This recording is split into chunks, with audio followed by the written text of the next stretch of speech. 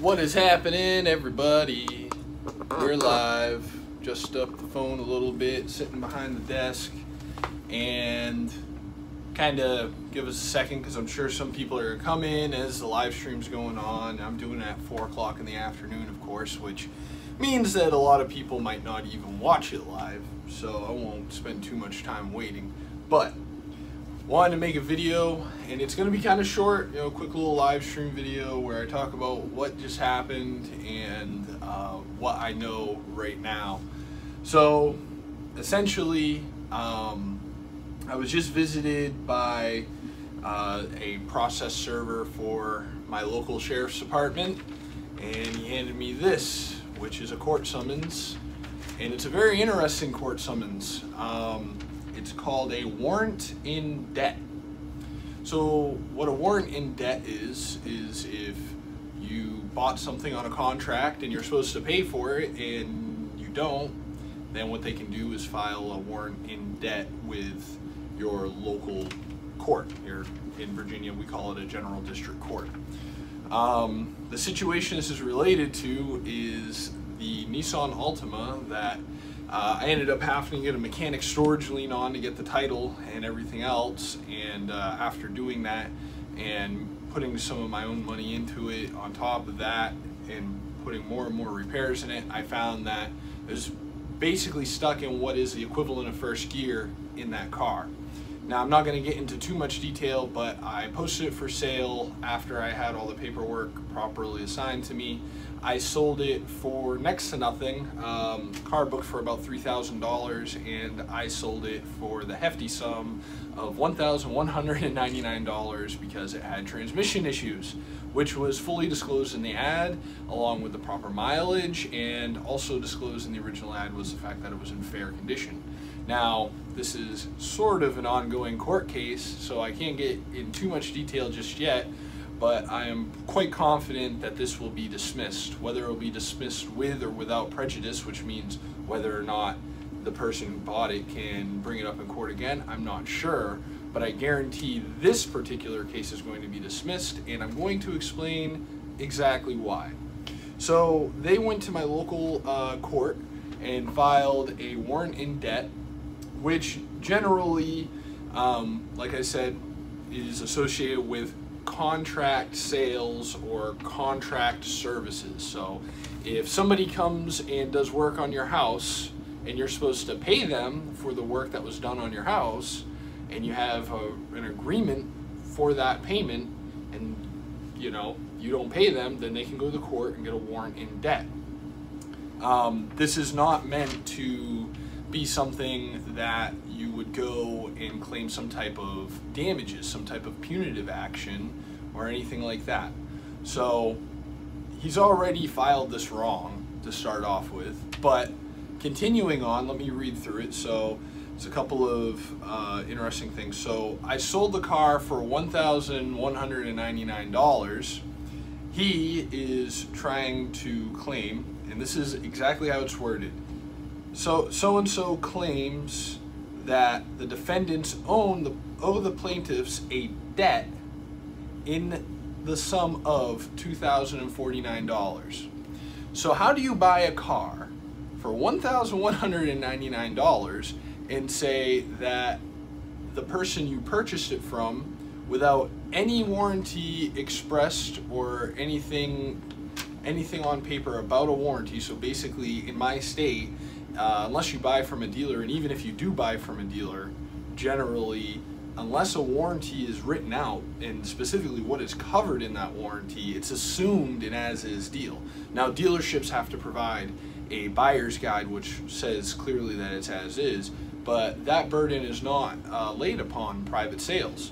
It's automatically assumed it's an as-is sale whenever it's outside of a dealership, otherwise known as a private party transaction, this is what it was. Although it was titled in my business's name, my business is not a dealership, so the state recognizes it as a private party transaction.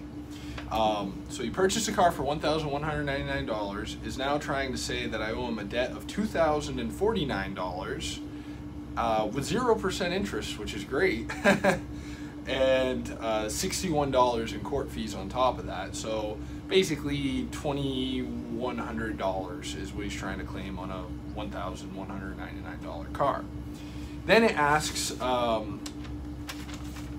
says all that with the basis of the claim being, and then it has a bunch of check boxes on it. One of the check boxes is open account. The next check box is contract. The next check box is note. And then the last one is other. And if you check other, you have to explain. So he checked other and he explained. I'm going to read it word for word. The defendant, you forgot the T on defendant, the defendant knowingly and willingly lied about the conditions of the car was in that he sold me. I believe, and he put in quotations, inducement fraud or some form of auto fraud or fraud was done. And he signed it and swore to that statement. So, mind you, I'm not an attorney, and if you're faced with this situation, I highly suggest you do your own research and contact your own attorney. And if you are an attorney, which there are a couple that do watch this channel, I'd be happy to hear from you. But what's going to happen is sometime in the middle of February, I'm going to go to court, and they're not going to ask for any facts on this in our initial meeting at court. They're just going to ask me if I confirm or deny what is stated in this, and I'm just going to say deny. And maybe somewhere in between that there might be some kind of conference of some type to try and set up a trial, and during that conference, or maybe even at the initial meeting, but I'm not holding out hope for it, they're going to go ahead and dismiss this because it's not the proper channels through the court to even make a claim like this, even if there was a claim to be made, which I don't believe there is. I have the original ad from the car along with a lot of other paperwork from research that I did on this matter, because as soon as I received this, I've never seen something like this, a warrant in debt. So I printed out all the information that I have and everything. But I'll just read from you a small excerpt. Like I said, I don't want to share too much to the public just because it still is some pseudo kind of court situation. But what I specifically said is that, I'm going to quote from it, it does run but will need a transmission valve body. That is what was written in the ad. So, with that being said, how you can buy a car, and with the fact that it had a transmission issue stated in the ad, and then after taking delivery of the car, try and say that somebody has fraud you in the inducement. And what that means, after doing some research, is somebody knowingly and intentionally misstated the facts in order to entice you to enter into a contractual agreement with them. So in order for fraud in the inducement to be claimed, they basically, it would be like if somebody said, your house will get foreclosed on if you don't sign this paper. That's one example that was in some of my research. So, and then if you sign the paper, that's fraud in the inducement. And then what the court typically does, according to the research I've done, and I'd love to hear from you guys that might know more about it than I do, what the court typically does is they void that contract. And from what I understand, usually there's no type of monetary remedy available in fraud in the inducement cases. They just void the contract. I believe that that is a very common way that people get out of things like timeshares, for instance.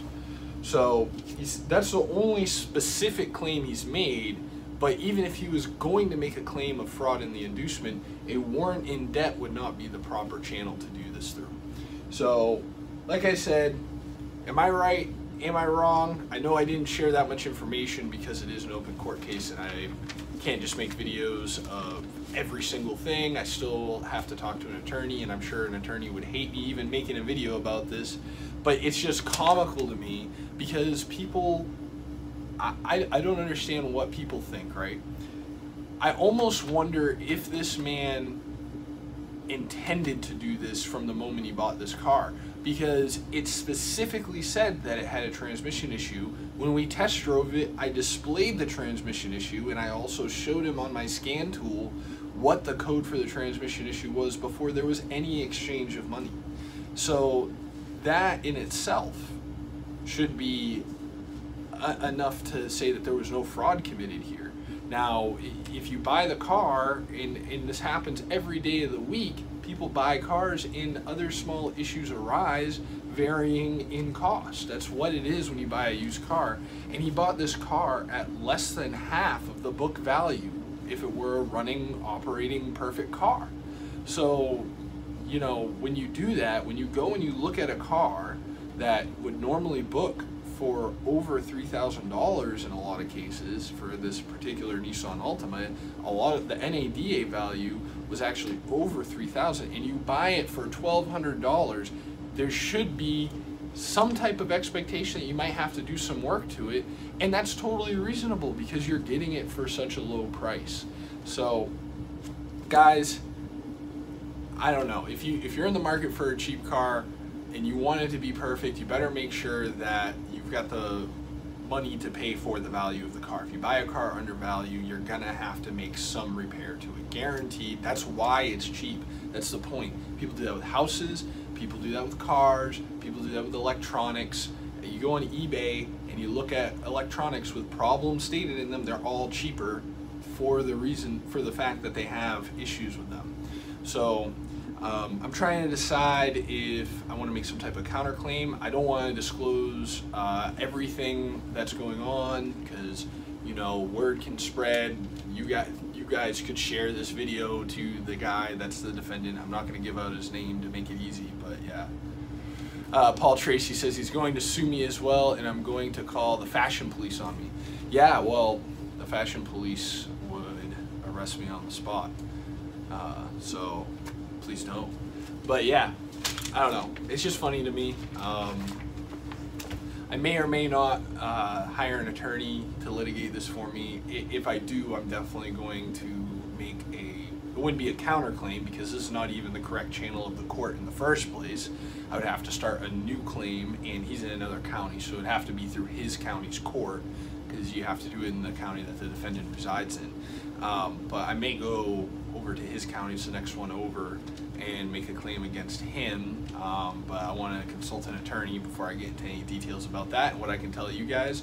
But any support, any insight, anybody that's gone through this, that knows court processes, anybody that might be an attorney or knows a lot about the law, I'm welcome to hear your comments and thoughts on this. And if you guys think I was wrong, you can go ahead and tell me. I mean, at this point, everything that anybody's going to say bad about me on YouTube has been said 10 times over, so it's not going to hurt my feelings.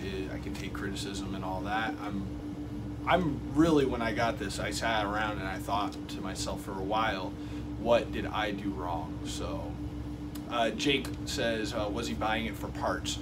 No, he was buying it with the intention of fixing it and driving it, which is not totally unreasonable. I mean, even a whole transmission in that car, I priced it out if I were to replace the whole transmission, and if I remember correctly, putting a whole transmission in it was going to cost just right around $1,500, which is why I priced it at $1,199. He didn't even negotiate the price, which is why I feel like he may have intended to try and create a frivolous claim against me, knowing that I was a business and everything like that, because he didn't even negotiate the price, although he did take a while to pay. So maybe that's why he thought, you know, because he paid me like in steps, basically. He didn't pay it all at once. So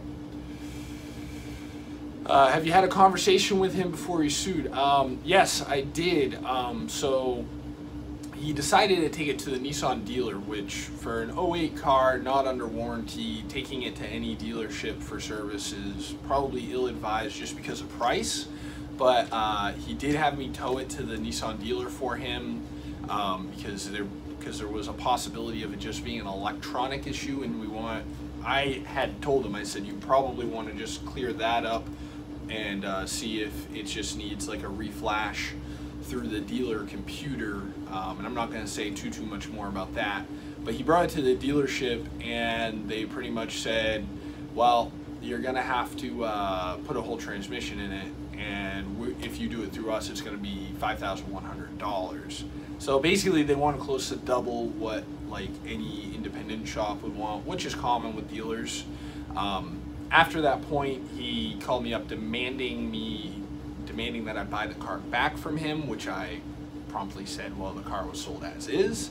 And then he called me, because he sent me a message demanding the car be purchased back, and then he called me and started making physical threats against me, and I ended up contacting the police. They put a warrant out for his arrest. You have shotguns under that trench coat? Just kidding. It's not a trench coat, it's just a regular coat. But no, I don't have shotguns. But yeah, he basically threatened to shoot me if I didn't buy the car back from him, and then also threatened to vandalize my property. So I filed a police report. They put a warrant out for him, and I don't want to get too much in his business, but you don't know who he is, so it doesn't really matter. He was on indefinite probation for armed robbery. So he had something like, I want to say it was a total of 22 years with like 12 suspended or something like that, and indefinite probation. And so all this was probably a negative hit against his probation situation. I believe he had to post a bond, and this may also be retaliation for that. It may just be buyer's remorse, and he thought that because I'm a business, I'm just gonna take anything as a return like Walmart. But even car dealerships, you can't demand that they purchase a car back from you after you take delivery. Says, hang on a second. Spoolit says, I've done business with you, and while you are a heck of a negotiator, you're certainly no fraud. Sorry you got stuck with a crappy customer. Thank you very much. Yes, I purchased a trailer off him and sold him a car dolly, which he seems to be very happy with. And yes, I'm very happy that at least one person is happy to have done business with me. If you're really happy, you can give me a good review on Facebook or Google on Kyle's Cars LLC. That would help me a lot. Paul says, why don't you play some music in the background, or better yet, take some requests like a DJ? Because YouTube will demonetize me if I do that, so I can't do that. So I can't play other people's music on YouTube. Otherwise I would.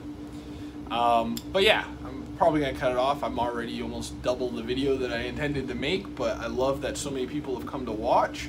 Like I said, I really appreciate all you guys' support. Any kind of support, like as far as what you guys know about this type of legal process, I would really appreciate. I have dropped off copies of all this paperwork with a local attorney. I'm going to see what his price is on it. But like I said, I don't really need an attorney to represent me because he has filed this incorrectly, and it will guarantee it will at least be dismissed without prejudice, and then they'll allow him to refile. But I would really like to see it dismissed with prejudice, because it's just not you can't really make a claim against what I've done here. I haven't done anything wrong, and even his claim doesn't really institute a wrongdoing. But I'd like to see, because with these warrant in debt claims, you have to make a itemized list of everything and show proof that that person had agreed to pay you, which you can't, because I never agreed to pay him anything. I agreed to sell him a car, which I did. So there you go. So anyway, I really appreciate everybody. Dropped a pen again. Paul says, trivia question, what movie is the line from They Got Modes? They got SC Mods. What is Schmod State County Municipal Defender Database? I have no idea what movie you're talking about, Paul. But yeah, thank you guys all for watching, and if you haven't subscribed, hit that subscribe button. If you like this, hit the like button, and I'd love to see you guys in the next one. Thanks a lot.